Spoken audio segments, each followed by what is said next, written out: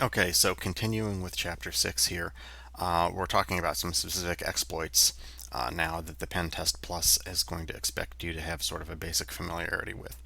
Um, we're on page 199 if you'd like to follow along. So RPC decom is a way that's used to attack older Windows systems here. This is really only valid with NT XP in 2003. And sort of as a result, this is far less common today than it used to be, but it's still something that the exam expects you to sort of know what it is. PS exec is another thing that I think used to be used more than it is. This is now sort of so common that anytime something is detected on this port, generally is there's malware sort of flags that go off as a result of that. This is using Samba, which I think we've probably talked about in here before, is a protocol that gets used to share files. PS remoting is something that shows up in Windows 7 or later. This is a way you can run PowerShell commands on a computer from somewhere else. That has to be turned on before you can use it. It's not typically something that's on by default. WMI is probably a little bit more common. This is something that is a potential exploit with any version of Windows that's out there, and as a result, this winds up being used because it'll work on just about anything that you're talking about. When we talk about scheduled tasks and cron jobs, this is for both Linux and Windows systems. You've got something on Linux. It's called a cron. On Windows, it's referred to as just a scheduled task. You've got something there that can where you can set tasks to run on a periodic basis, in the future. So if you have something that enables you to get into the system, you could put it in, say, a cron, and so if it's running automatically, then anytime it runs, you'll be able to get back in, even if somebody goes back and closes whatever that loophole is. Now, for some of these things, this is something that a competent administrator would check fairly early on, but it's still something that, depending on the situation, may be worth a try. SMB, so this is sort of related to the PS exec one that's talked about earlier. Is the Samba is the file sharing protocol that is used by default on Windows, and there's an implementation of it that's used quite a bit on Linux as well. There's some vulnerabilities with that. You can acquire the credentials for that if you are able to exploit it in a certain way. But that's something else that's sort of widely seen as being an attractive target. All right, moving on. RDP and ARD and VNC are all three-letter acronyms that that allow you to control sort of the GUI from somewhere else. I think if for most of you that have a Windows system in front of you, you probably have RDP on your system already. If you type RDP, there it is. And so if this is not something that you've used, go ahead and launch that and take a look and see what that is. There's something similar called Apple Remote Desktop that you're gonna see on Macs. VNC is sort of a similar product, but you're going to have to install it. It's not something that comes by default like RDP does, and that can run just about on anything. So within Linux, there's something that's referred to as X Server or X Windows.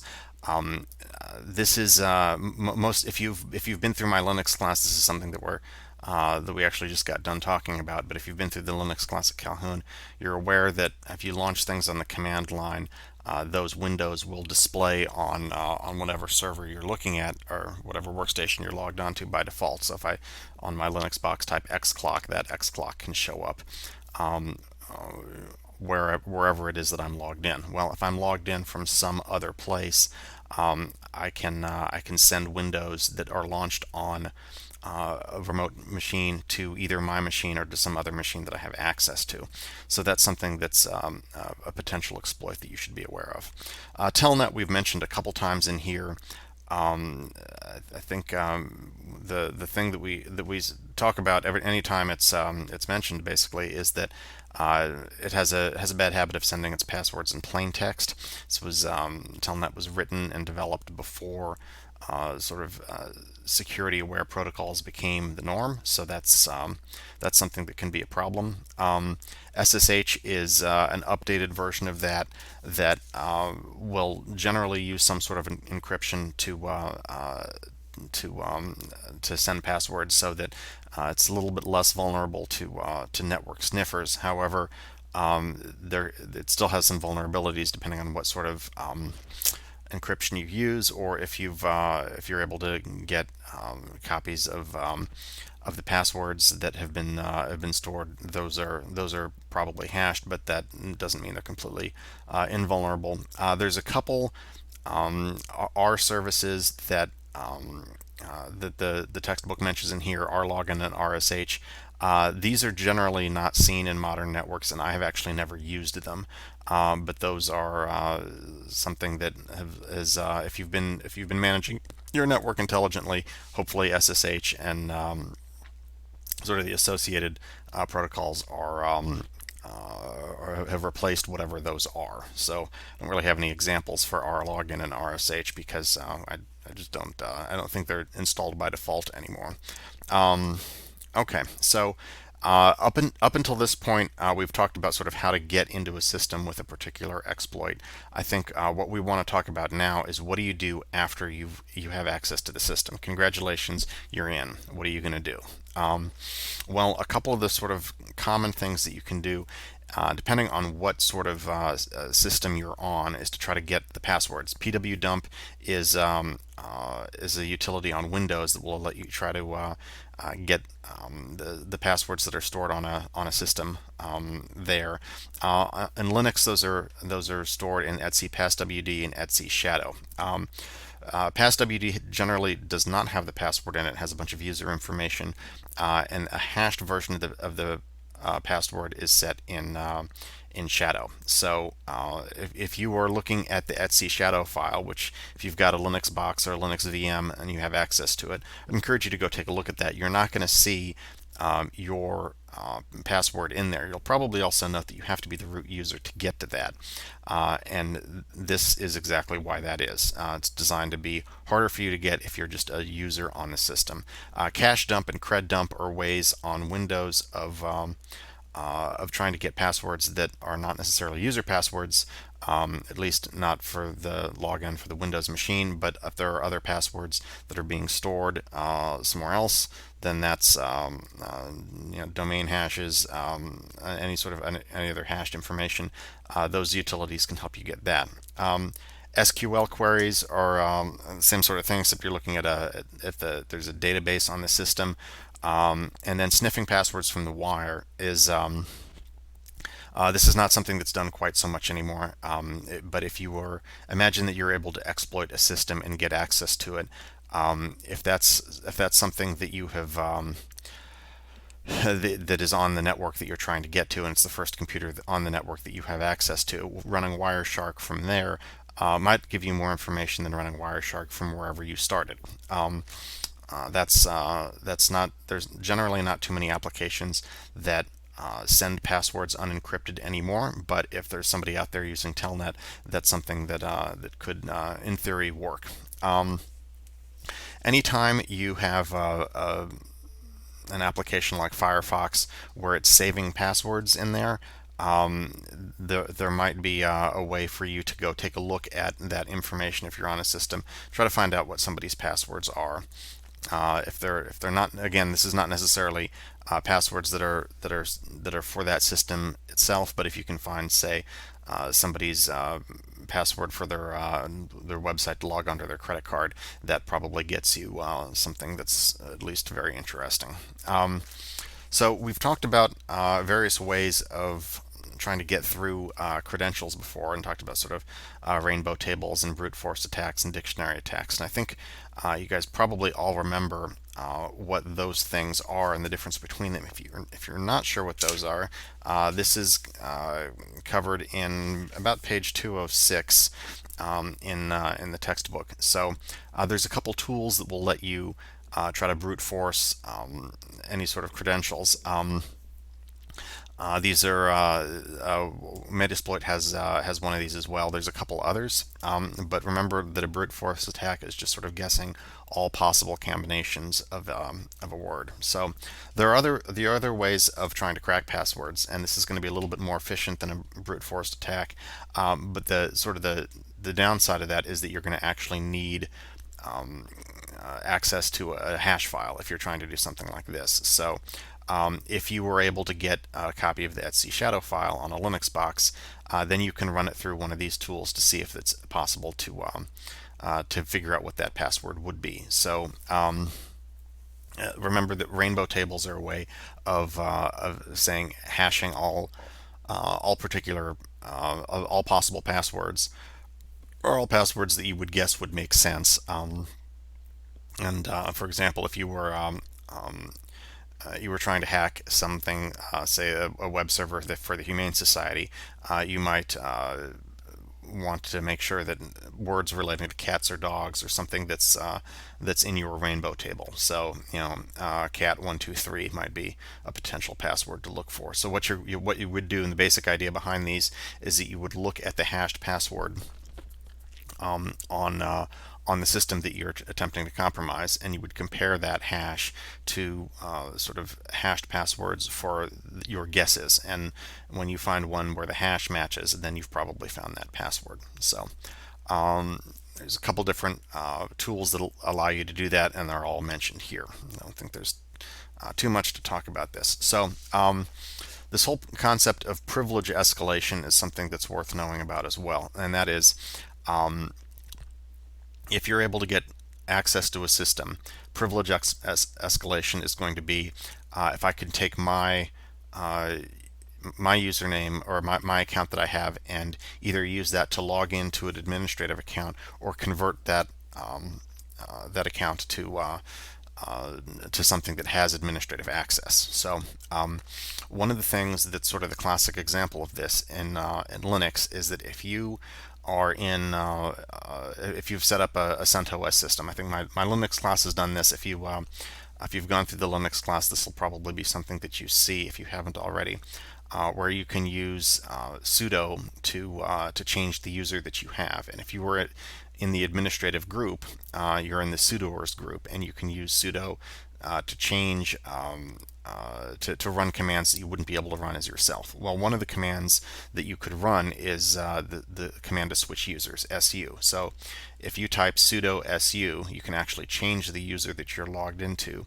from the user that you are to the root user. Now, you've done that without knowing the root user's password. So that is an example of privilege escalation. The way that I've taught the Linux class at Calhoun before, we don't typically prevent people from doing that because it's such a handy thing. If anybody accidentally forgets the root password, we can still get them into the system. But if you were doing something like this in the real world, that would be kind of a trivial example of some sort of loophole that you would want to close. You would want to make sure that even if you put somebody in the sudoers group, if you didn't want them to have access to the root user, you would make sure that su was not a command that they were allowed to run. So that's something that's not really a bug as much as it's just something that's built into the way that Linux is. But there are other ways that you can sort of result with you can have privilege escalation that happens as a result of bugs that are in software. There used to be a pretty famous bug in Emacs that would allow you to sort of would give people additional administrative access that they weren't supposed to have. that features rather prominently in the book The Cuckoo's Egg, if any of you have read that. But these bugs can come from couple different places. That would be one that was sort of an application bug, but there are some things that you can do directly to the kernel or through databases that are on the system, and it may be that there's just a configuration issue where something like the sudo su way of escalating your privileges was not configured correctly, just sort of out of the gate. So I think that's about all that we need to say about that. Social engineering is something that we have an entire chapter that comes on this later, so we're not going to spend too much time here. But anytime you're doing social engineering, this is going to be sort of manipulating people to do what you want them to do. If you're dumpster diving because somebody didn't shred their files, that's a type of social engineering.